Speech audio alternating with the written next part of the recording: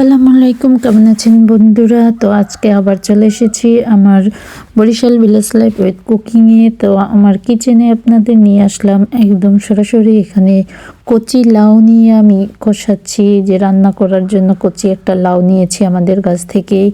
তো এখানে শোল মাছ দিয়ে কচি লাউ দিয়ে রান্না করা হচ্ছে। আর শোল মাছটা আগেই মশলা দিয়ে কষাই নেওয়া হয়েছে, আর এখানে ভাত বসাই দিয়েছি। আপনাদের সাথে আরও একটা রান্না শেয়ার করব, সেটা হচ্ছে দেশি মুরগি রান্না করব।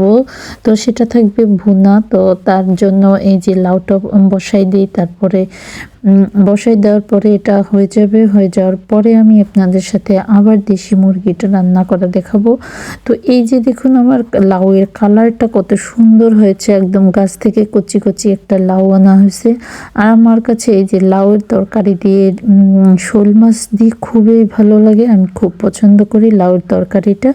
তো শোল মাছ দিয়ে মাখা করে এইভাবে রান্না করলে আরও পছন্দ করি।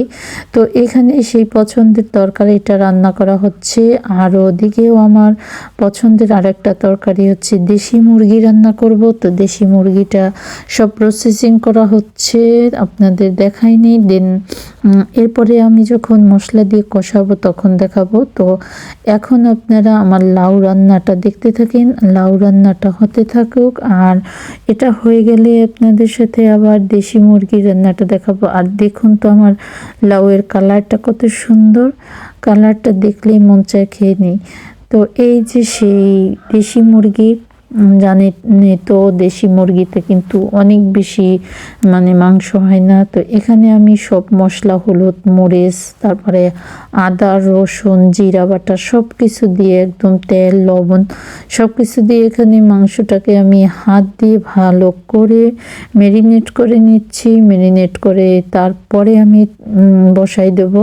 আর এখানে আমি পেঁয়াজ দিয়ে সরিষার তেল দিয়ে বসাই দিয়েছি কড়াইতে দেওয়ার পরে মাংসটা আমি ঢেলে দিলাম।